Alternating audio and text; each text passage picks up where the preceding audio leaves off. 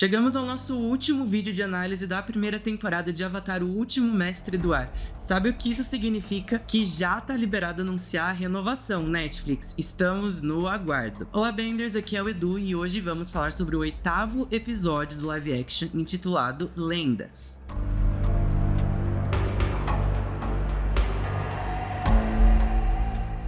Esse episódio já começa poderosíssimo, com o Aang atacando os navios da Nação do Fogo exatamente como no desenho. Tivemos inclusive a mesma cena dele encarando a quantidade avassaladora de navios da Nação do Fogo em seguida. Só pode ser brincadeira. Você deve estar brincando. A diferença é que aqui, o Aang tá com a Katara e com o Sokka no barco, e no desenho ele tava sozinho. E essa foi uma adição muito legal por conta de tudo que aconteceu no episódio anterior.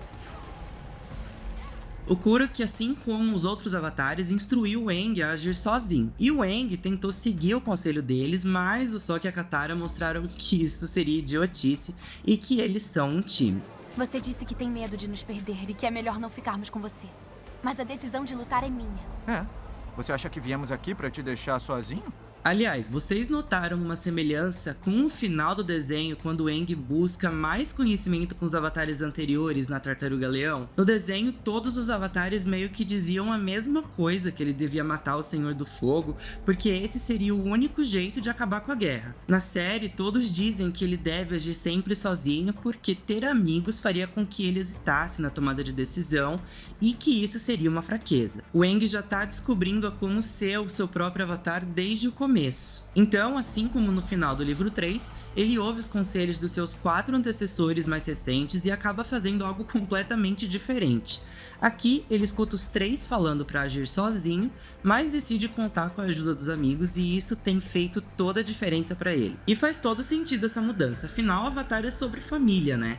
Então é muito legal trazer esse aspecto para a batalha final da primeira temporada. E falando em família, a cena seguinte é de cortar o coração, com uma despedida entre o Zuko e o Iroh, que ali, no contexto deles, poderia muito bem ter sido a última. Ter trazido a trama do Luten já para essa primeira temporada realmente agregou muito pro personagem do Iroh e pro relacionamento dele com o Zuko. Então ver o príncipe falando ali pro tio que o filho dele estaria orgulhoso de quem ele se tornou e foi um desfecho com uma chave de ouro para essa temporada. Também tivemos aqui a revelação de que o Zhao havia construído o balão de guerra planejado pelo Sai lá no episódio de Omashu. E como tínhamos comentado antes, essa revelação ficou bem mais impactante na série. No desenho, também é o Sai que projeta o balão, mas ele cai nas mãos da Nação do Fogo por acaso. Aqui foi um plano que realmente foi entregue para eles, e que o Sokka ajudou a construir, o que certamente vai ter um peso muito maior na jornada de descobrimento dele. Ele já tinha sido afetado por descobrir que o único que reconheceu ele como engenheiro era um traidor, e agora que algo que ele ajudou a criar deu tanta força para a Nação do Fogo. A introdução do balão de guerra pela Nação do Fogo mostra como essa nação é rápida e inovadora. Esse uso não só destaca a força da tribo da Água do Norte em se proteger dos ataques, mas também torna a história mais realista, ao lembrar que o balão foi inicialmente feito para transporte e não para luta. Esse detalhe contrasta com o que acontece depois na série animada, especialmente no Dia do Sol Negro, quando o balão é usado de forma mais agressiva. Essa mudança na maneira de usar o balão mostra como as estratégias de guerra evoluem na história de Avatar e como os personagens se adaptam com o tempo. E também é interessante ver o Zhao falando que ele não vai matar pessoas inocentes, vai só tirar a dobra de todos eles porque ele não é um monstro. Matar o espírito do oceano tiraria a vida de dobradores de água do mundo inteiro. Seria um massacre. Homens, mulheres, crianças. Eu não sou um monstro. Eu vou matar só a lua. Isso mostra como alguns justificam suas ações mesmo quando questionáveis, afinal, nenhum vilão se vê como vilão. E aqui na série vemos a Katara tendo um papel muito mais importante e coerente do que ela tinha lá no desenho. Lá, ela ficava como guarda-costas do Aang no Oásis, o que sim é um papel importante porque ele é o Avatar e ia estar vulnerável. Mas aqui ela decidiu se impor mais uma vez contra o conservadorismo do Paco e não só insistiu em lutar, como também convenceu as outras mulheres de Agna Aquela a participarem da batalha também. Isso mostra que ela não simplesmente foi reconhecida como uma grande dominadora, mas ela inspirou outras mulheres a lutar e desafiou o sistema do norte. Ela não só fez o Mestre Paco abrir uma exceção para ela, mas fez com que ele mudasse a visão dele sobre as mulheres no geral, algo que originalmente só tinha mudado bem depois do time Avatar ter deixado o norte, como é mostrado nos quadrinhos de A Busca. Assim como no desenho, o Iroh alerta o Zal sobre os riscos de atacar a lua cheia. Zal, você está considerando interferir no mundo dos espíritos? Mas ele insiste mesmo assim por conta do plano de destruir o espírito da lua. Com a diferença que aqui ele vai atacar Águia Naquela nessa noite específica porque ele descobriu recentemente que tem um evento chamado Lua de Gelo, onde a barreira dos mundos fica mais fraca, e os espíritos da lua e do oceano abrem mão da imortalidade e aparecem no nosso mundo. Ele descobriu sobre os espíritos no Templo do Roku, com a ajuda dos Sábios de Fogo.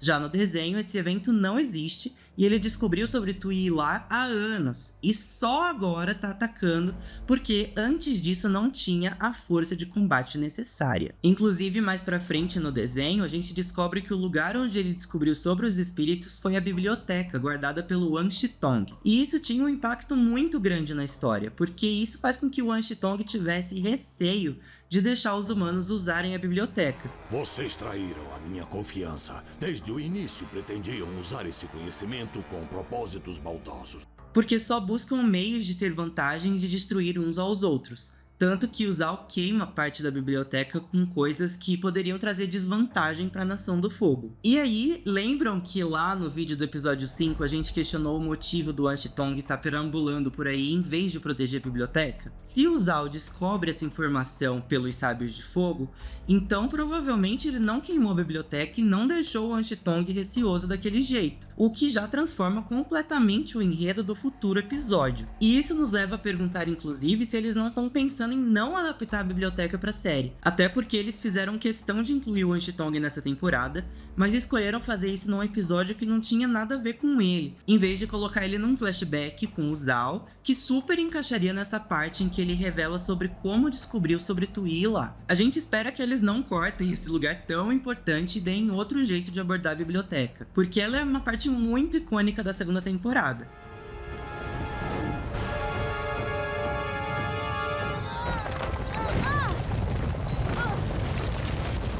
Mas o que vocês acham dessa possibilidade? Essa nova história de que Tui lá, os espíritos da lua e do oceano, só se tornam vulneráveis por uma noite ao ano é uma mudança e tanto.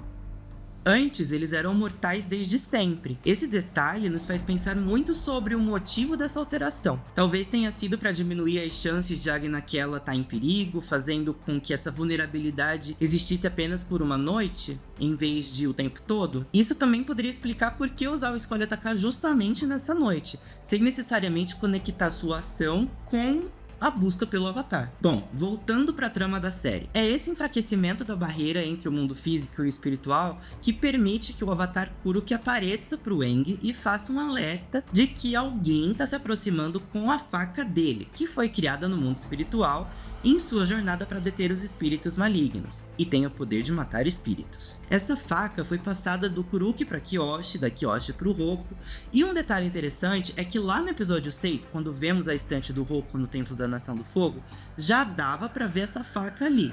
Tá tudo conectado, gente. A batalha segue a todo vapor enquanto o Aang tenta encontrar o Sokka e a Yue, e aí vem uma cena que fez o coração de todo mundo parar por um segundo: a quase morte do Momo. Boa, Momo, até que prestou pra alguma coisa. Momo? Que momento de aflição. Eu jurei que tinham matado ele naquela cena, mesmo a gente sabendo que o Momo tá vivíssimo ali até o fim. E é essa quase morte que leva os dois ao oásis espiritual, onde depois eles se reúnem lá com o Aang. Que lugar é esse? A Yue recria o que foi feito com ela na infância e usa a dobra de cura com a água espiritual para salvar um Momo. A ideia de fazer a Yue uma dobradora de água na série trouxe esse toque especial para a história dela, né? Agora que ela não é apenas conhecida pelo grande sacrifício, mas também ganhou um papel mais ativo. Além de ser uma dobradora talentosa, a Yue se transforma numa líder espiritual. E logo depois de salvar o Momo, eles reparam no balão de guerra do Zal indo direto pro oásis. E eu queria apontar um paralelo bem discreto nessa cena. cena. No desenho, quem descobria que a Nação do Fogo estava se aproximando eram o Sokka e a Yue. E aqui eles já sabiam dessa informação, mas ter colocado os dois descobrindo sobre o balão foi uma forma bem criativa de trazer essa semelhança. Nessa cena, o Zal também menciona que o Iroh tem um vasto conhecimento sobre o mundo espiritual, enquanto no desenho ele falava sobre as viagens que o Iroh fez ao mundo espiritual. E essa, general, é a sua tarefa. Já que é tão conhecedor de questões espirituais. Eu ouvi boatos sobre a sua jornada ao mundo espiritual.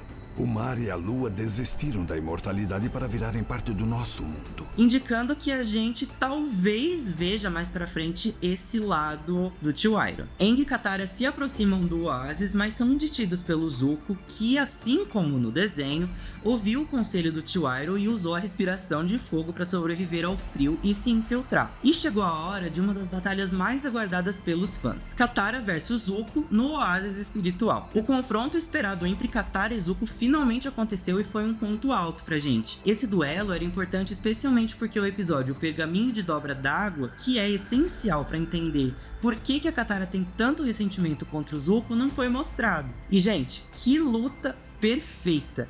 A atuação, a coreografia, os efeitos, tudo. E a cereja do bolo foi que eles conseguiram fazer essa cena muito parecida com a animação. Até mesmo as falas. Aprendeu novos truques. Mas eu não cheguei tão longe pra perder pra você. Vejo que aprendeu um truque novo, mas eu não vim aqui para perder. Enquanto a Katara batalha contra o Zuko, o Aang se une ao Sokka e o Yue bem na hora em que o Zal identifica os espíritos. O tio Iroh faz um alerta sobre o desequilíbrio que ele vai causar ao matar o espírito da lua, mas ele não dá ouvidos, e é aqui que vemos o quão longe a sede por poder do Zal vai. Antes ele queria impressionar o Senhor do Fogo, e aqui ele já se acha superior a ele. Você ainda pode ganhar com isso, Iroh. Depois que eu assumir como Senhor do Fogo, você pode estar ao meu lado. A minha posição vai ser legitimada pela sua presença. Nós tivemos sim algumas mudanças em relação a essa cena, porque no desenho o Zuko chegava a sequestrar o Aang e tinha todo um arco da Katara e do Sokka indo atrás dele, que não fazia muito sentido mesmo adaptar pra série. Na animação original, essa parte já não tem tanto peso, exceto por uma conversa entre o Zuko e o Aang. O Zuko comenta que sempre teve que se esforçar muito para alcançar os seus objetivos, ao contrário da sua irmã, Azula, que parecia ter tudo facilmente desde o nascimento. Meu pai disse que ela nasceu com sorte e que eu tive sorte por nascer. Mas eu não preciso de sorte, eu não quero. Essa fala do Zuko é super importante porque mostra como ele se sente em relação à família. Eles até colocaram um pouquinho dessa ideia no episódio 6, mas seria muito legal ouvir essa frase inteirinha. Mas do momento em que o Zal pega o peixe pra frente, é tudo um copia e cola perfeito. E em ambas as mídias, o Zal consegue o que tanto queria, matar o espírito da lua. E por mais que essa cena seja assustadora e desesperadora, o que veio a seguir foi um alívio pros fãs. A gente viu o mundo ficar em preto e branco como deveria ser. O que tá acontecendo? Eu não consigo dobrar!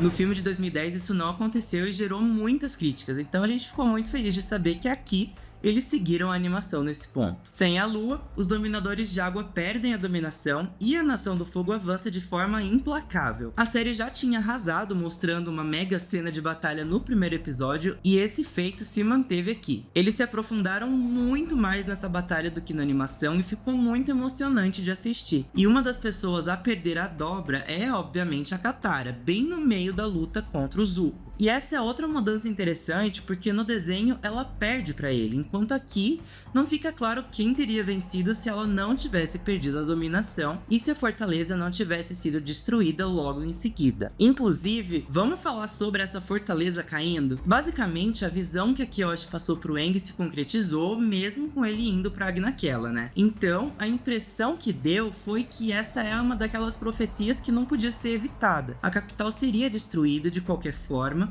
mas quem iria definir os acontecimentos depois disso seria o Aang. E para isso, ele tinha que estar lá para quando o ataque acontecesse. Na verdade, essa profecia gerou muita discussão aqui na equipe, mas a gente decidiu deixar para trazer essa conversa para vocês em outro momento, porque esse vídeo já tá ficando enorme. A série segue acertando onde o filme errou, mostrando o Aang se fundindo com o espírito do oceano e se transformando naquele que é nomeado como Koezila. Uma mudança muito interessante que a gente encontrou aqui é que deixam bem claro que a fusão do Aang no estado do Avatar com o espírito do oceano criou um novo ser. E esse ser não tem consciência de nada da vida do Aang. O Aang se foi. Tudo o que sobrou foi um espírito vingativo que vai vagar eternamente procurando sua parceira sem nunca encontrar. Ele não lembra da Katara, de Agni Kella ou mesmo que é o Avatar. Com a morte do espírito da lua, o Koizila seguiria vagando o mundo, destruindo tudo, porque um é o equilíbrio do outro. Yin e Yang, positivo e negativo, Rava e Vato. Em entrevista para o Entertainment Weekly, o showrunner, o Albert King, comentou que sabia desde o começo que eles fariam a finale desse jeito, e que separaram o orçamento de efeitos visuais que iria para o Koizila primeiro, e todas as outras decisões de efeitos especiais foram tomadas com base no dinheiro que sobrou. Eles tiveram que escolher em muitos momentos, e escolheram o Koizila. Então tudo que você pensar, por que não mostraram isso? Foi por causa do Koizila. Mas convenhamos, valeu a pena, né? Enquanto Aang destrói a cidade de uma forma super impactante, temos também o aguardado embate entre Zuko e Zhao. E aqui na série, o Zhao usa esse momento para jogar na cara do Zuko que o Ozai nunca ligou para ele e só tava usando ele para incentivar a Azula. Era tudo um jogo. E o vencedor não é quem tem a cicatriz feita pelo papai. Algumas pessoas parecem ter entendido errado o que vinha rolando entre o Ozai e a Azula, porque ele é um manipulador tão bom que parece ter mexido com a cabeça até da audiência. Mas essa fala do Ozai deixa tudo muito claro. Em todos aqueles momentos que ele elogia o Zuko pra Azula, não é porque ele prefere o Zuko, porque acha ele melhor pro trono que a Azula.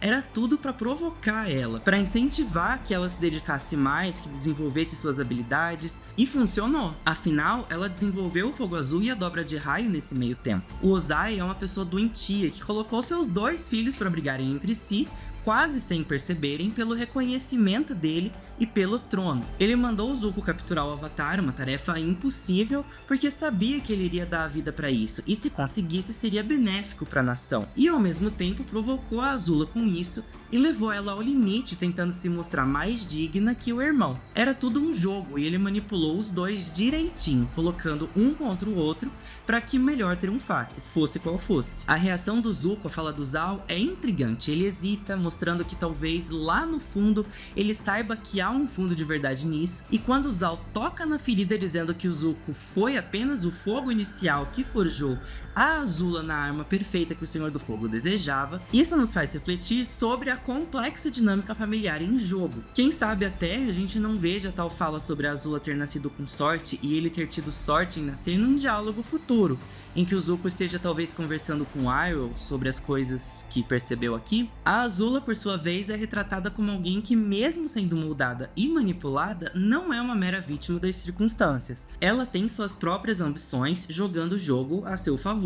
Essa aliança tóxica com o Zhao destaca a astúcia dela em usar o que pode para barrar o Zuko, complicando ainda mais a missão de capturar o Avatar e recuperar o seu direito de herdar o trono. E para explicar mais uma vez para quem ainda não entendeu, ela não confiou no Zhao como um aliado ou algo assim. Ela simplesmente usou ele, porque se ele capturasse o Avatar, isso acabaria completamente com as chances do Zuko de fazer o mesmo. E ele nunca voltaria para casa. Com o Zuko exilado para sempre, ela se tornaria a Senhora do Fogo. Zhao foi só uma ferramenta para Azula, gente. E essa ideia de forja e fogo se estende a uma cena que chamou muito a nossa atenção. O Zuko lançando uma bola de fogo em direção ao Zhao. A intenção do Zuko em errar propositalmente o alvo é um detalhe sutil, mas poderoso, sugerindo uma relutância em causar dano. Esse momento tinha o potencial de ser um espelho da falta do duelo Agni Kai entre o Zuko e o Zhao do material original, representando a decisão consistente do Zuko em se afastar de ações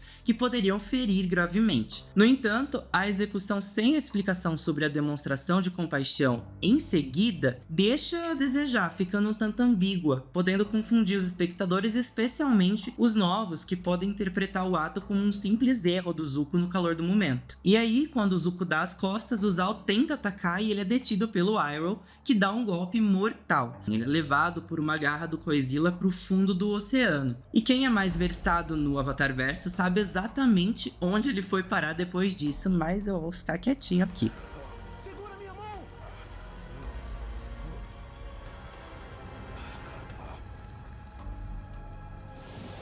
se ele tivesse só atacado o Zal, a luta continuaria. E ele tinha acabado de testemunhar o Zuko quase dando um golpe mortal no Zal. Quem diria que seria assim um segundo golpe, ainda mais depois de um ataque pelas costas? O Iroh conhece muito bem o peso de ter uma morte nas mãos. E essa cena dá a entender que ele escolheu matar o Zal para que o sangue dele estivesse em suas mãos e não nas do Zuko. Ele fez isso para poupar o sobrinho de algo que nunca teria volta. Zal, tudo que fizer com esse espírito, eu vou lhe fazer 10 vezes pior. O Koizila segue destruindo tudo e a Yue é obrigada a se sacrificar para salvar o espírito da lua e deter o Aang. E me chamou muito a atenção que aqui a Yue escolheu se sacrificar por conta própria.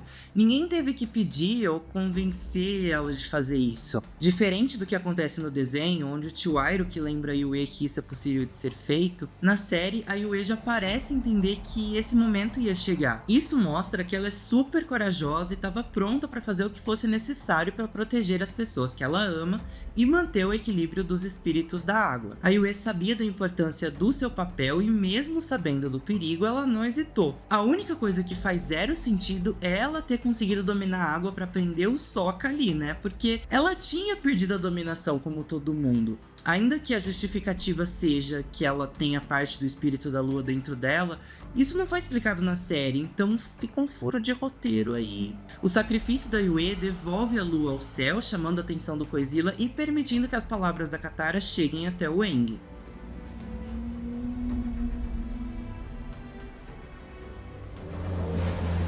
O Koizila se desfaz, o Aang recupera a consciência e a tribo da água prevalece sobre a Nação do Fogo. No dia seguinte, acompanhamos os estragos do pós-batalha, algo que não era mostrado no desenho e que foi muito impactante e importante para trazer realismo para a série. Inclusive, a gente viu aqui que o Han acabou morrendo na batalha, e é uma coisa que a gente tinha cantado a bola ali desde o começo do episódio, porque a gente tava muito com uma sensação que ia acontecer alguma coisa.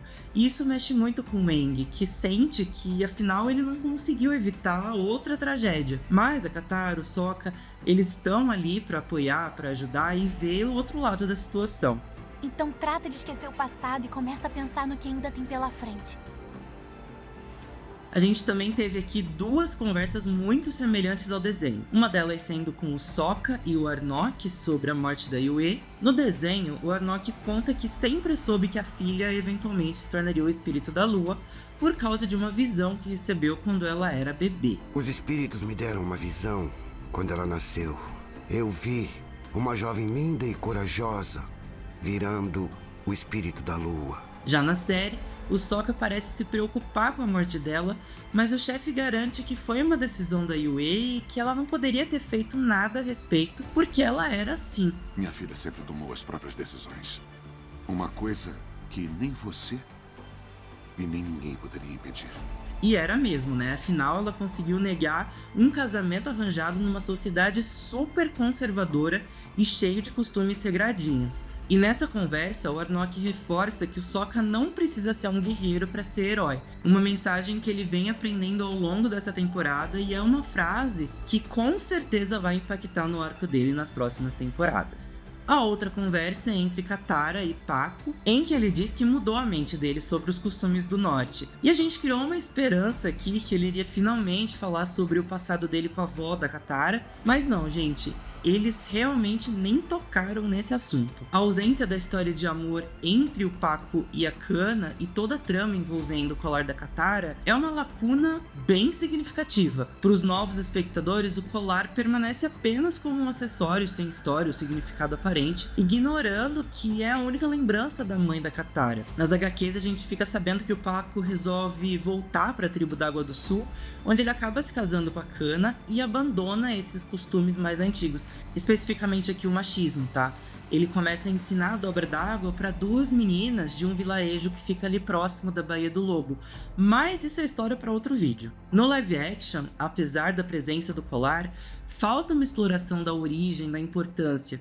A omissão do encontro do Zuko também com o colar após o arco dos prisioneiros deixa um vazio ali na narrativa. Já saíram várias entrevistas por aí sobre isso, então a gente espera que na segunda temporada eles acabem resgatando, né, alguns desses arcos, trazendo à luz a profundidade, o significado que o colar representa para Katara. O diálogo segue para o Paco reconhecendo a Katara como mestre. Nas redes sociais, especialmente nas redes do mundo Avatar, isso gerou um debate muito pesado e nós mesmos achamos isso muito estranho no começo. Mas revendo o desenho, a gente percebeu que é exatamente assim que acontece ali. E o Aang? Ele ainda precisa aprender a dominar a água. Hein? Então é melhor ele se acostumar a te chamar de Mestra Katara. Até porque o Avatar ainda precisa dobrar água. Nesse caso, ele não poderia ter uma mestra melhor. A Katara do fim da primeira temporada do desenho já era mestre e já era reconhecida pelo Paco, assim como aconteceu aqui na série, com a diferença que ela faz uma aulinha ou outra ali com o Paco na animação, e aqui ela aprende totalmente de forma autodidata. E foi aqui que caiu a ficha de que realmente o Aang não iria dominar a água nessa temporada, nem ficar no norte por muito tempo aprendendo com o Paco. E por mais que no desenho eles realmente fossem embora de Agnaquela logo depois da batalha, a fim de procurar o professor de dominação de terra, e a Katara ficasse responsável, né, por treinar o Aang, isso fica muito esquisito quando a gente para pensar que o Aang não dominou uma gotinha de água sequer fora do estado Avatar na primeira temporada. O livro 1, Água, não teve o Aang dominando água, gente. Aliás, será que foi por isso que optaram por não dar um nome do elemento para a temporada? No desenho, o Aang aprende muito sobre dominação de água ao longo dos primeiros episódios. Ele inclusive começa dominando melhor que a Katara e ela acaba superando ele, se tornando sua mestra. Então, faz sentido que mesmo que o treinamento não esteja completo, eles já saiam atrás do Bumi aqui. Mas a escolha de não ter ele dominando água na primeira temporada toda da série, para no final já sair para o Omashu, não faz sentido nenhum. A Katara pode até ter virado mestre, mas é recente, ela nunca treinou ninguém. Fora que a gente sabe que vai ter um time skip para a próxima temporada. Então não faria mais sentido manter o Aang no norte, que é um local seguro, que a Nação do Fogo já não conseguiu conquistar, e que ele poderia treinar com a Katara e com o Paco? Não faria mais sentido o Paco reconhecer ela como mestre e ela treinar o Aang junto com ele? Eles já tinham mudado a decisão do Paco, que no desenho partia para ajudar a tribo do sul, e aqui fica para treinar mais o norte. Então, por que não começar o livro 2 falando que eles passaram alguns meses no norte, e agora o Paco vai treinar a galera do sul, e a Katara poderia continuar treinando o Aang? A gente achou que o Aang não ter dominado água na temporada toda era para justificar isso. Mas não, a série já acaba com eles partindo pro Omashu logo após a batalha, inclusive com a Katara recebendo a água do oásis do Paco, algo que no desenho só acontece no primeiro episódio do livro 2. O arco do Zuko, após encarar verdades ditas pelo Zal, termina com ele completamente confuso e perdido. Mas nós sabemos que esse é o início de uma das jornadas de redenção mais lindas que já foram retratadas e a gente tá muito ansioso para ver como que eles vão fazer isso na série. O trio principal parte pro Omashu, mas a série logo nos revela a tragédia que os aguarda por lá. Porque mais uma vez a Nação do Fogo usou sua técnica de batalha favorita e fingiu focar seus ataques no lugar para conquistar outro. Agnaquela era apenas uma distração para o real objetivo, que era conquistar o Omashu, que agora será liderada por aquela que finalmente conquistou sua liberdade e o poder que tanto almejava, a Azula. A última cena da primeira temporada do desenho é justamente a introdução da Azula. Ali, o Ozai dá a ela a tarefa de trazer o Zuko e o Iroh de volta, mas na série ela fica responsável por toda uma cidade, que no desenho fica com o pai da Mai, que é o Okano, que rebatiza a cidade de Nova Ozai. E já fica implícito que o próximo passo dela vai ser conquistar Ba Sing Se. E vocês repararam que quando o Bumi é capturado, ele tá usando botas de metal? Isso é porque nessa época da história de Avatar, os dobradores de terra ainda não sabiam como dobrar metal. Então, para alguém super poderoso como o Bumi, usar metal para separar os pés dele do chão fazia com que ele não conseguisse usar os seus poderes de dobrar terra. Por sinal, é um paralelo legal aqui com a cena de captura da Toph, que foi contida em uma jaula de metal, vocês lembram? E falando no final, eles finalmente mostraram o cometa de Sozen na cena pós-crédito. Eu gostei de como eles trouxeram o cometa no fim da temporada, mesmo que sem uma data, né? Porque considerando o envelhecimento dos atores, eu acho que essa acabou sendo a melhor forma de manter o enredo sem ter problemas, sabe? O cometa também não tem um impacto tão grande pra história na primeira temporada, então é super possível trazer ele pro começo da segunda temporada pra pressionar o Aang e aprender a dominar os outros elementos ali. Ainda mais considerando que nem a água ele aprendeu, né? Enfim, gente, é isso. Essa foi a nossa última análise de episódio. No geral, a gente gostou muito da série, mesmo com seus defeitos aqui e ali. Mas a gente queria ouvir a opinião de vocês também, e por isso a gente deixou um formulário aqui na descrição para vocês darem as notas de vocês a todos os episódios. No domingo às 7 da noite a gente vai comentar a temporada toda com vocês ao vivo aqui no canal, e podem ter certeza que a gente ainda vai ter muito conteúdo de análise da série por aqui. E que vem a renovação.